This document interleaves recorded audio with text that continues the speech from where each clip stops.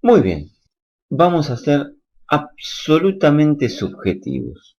Vamos a hablar de la naturaleza humana. Para eso habría que definir primero qué es la naturaleza, para así tratar de comprender a qué llamamos naturaleza humana, o, más aún, descubrir si tal cosa existe en realidad. Y la subjetividad en dicho tema se da porque solo podemos partir y elaborar en base a supuestos. Es decir, ¿qué es la naturaleza? Una definición clásica de naturaleza podría ser que es el principio creador y organizador de todo cuanto existe.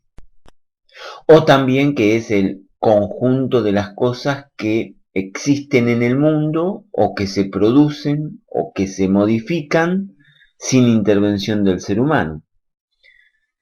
Poniéndonos más místicos podemos decir que es la mano de Dios sobre la tierra. Y si queremos ser paganos, decir que es una diosa en sí misma. Pero en sí, el término es tan arbitrario como el que más.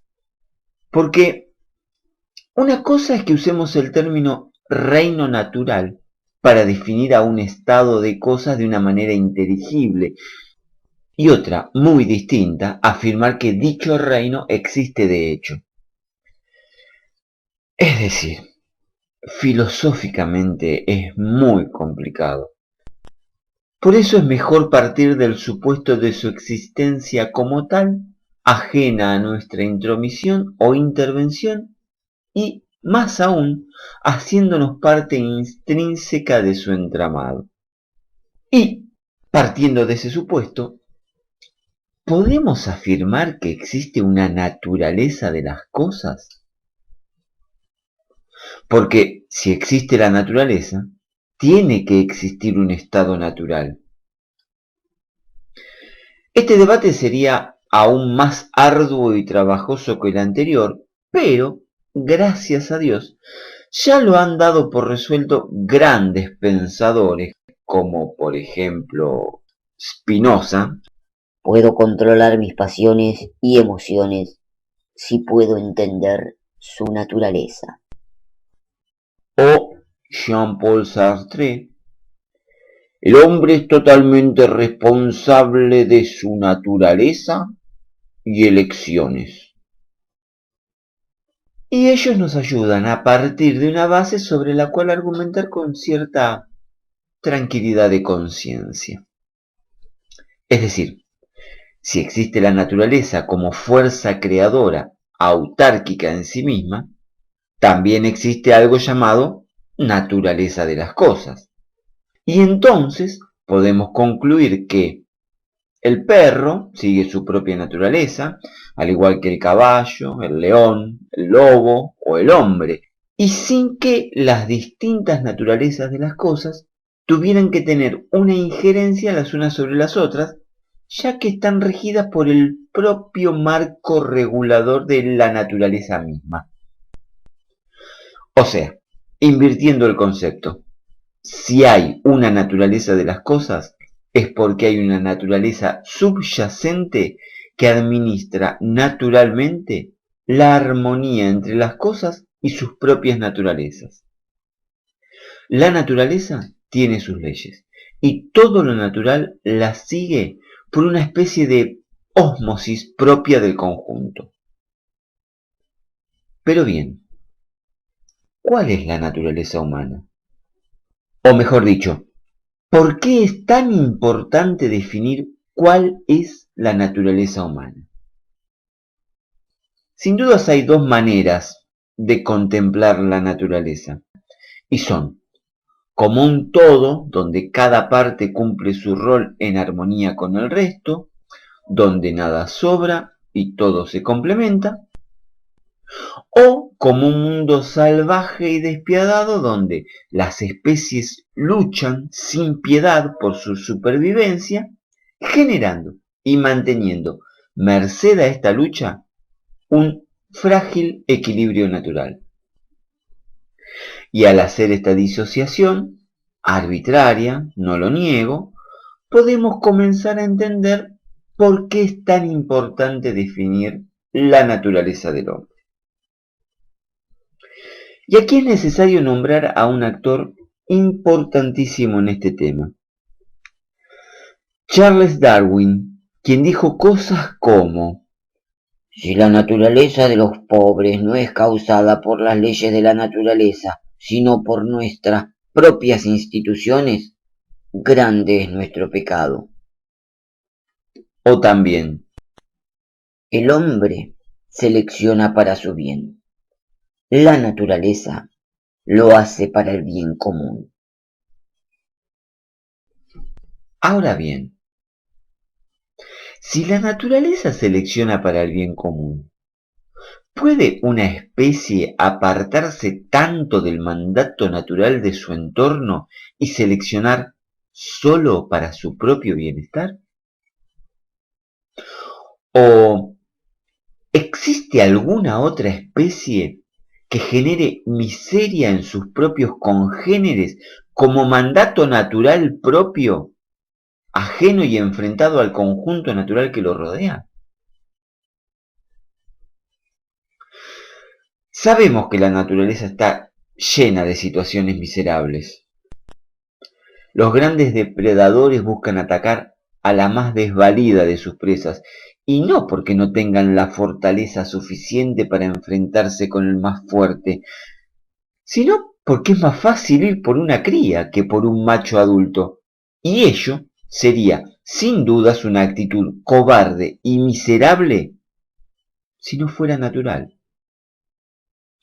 Por lo cual podemos concluir que, si es una condición natural de los grandes depredadores atacar a los más débiles, cabe que el ser humano cumpla esta norma.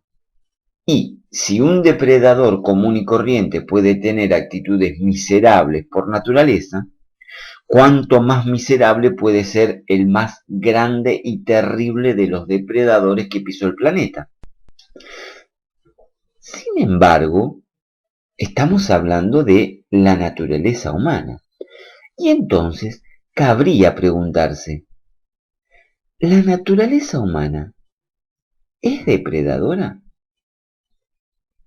Y a no confundir, estoy hablando de naturaleza de las cosas, no de conducta, costumbre o necesidad.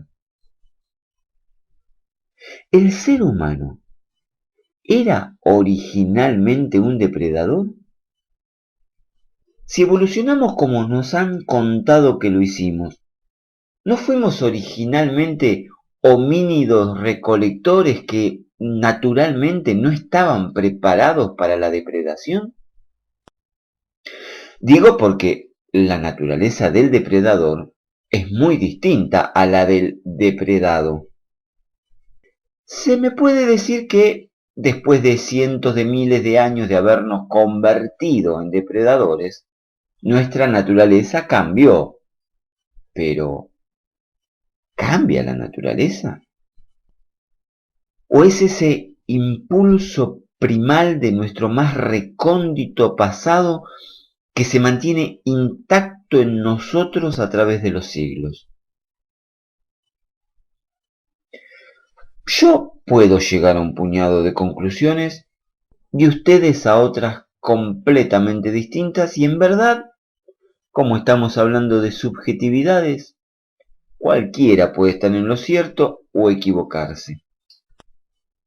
Sin embargo, conocer la verdadera naturaleza del ser humano es de extrema importancia para nuestro desarrollo como sociedad. ¿Y por qué es tan importante? Las sociedades humanas tienen una excusa fundamental con la cual justificar sus grandes iniquidades, y es que son necesarias para regular y administrar la armonía social, pues de no existir nos mataríamos los unos a los otros.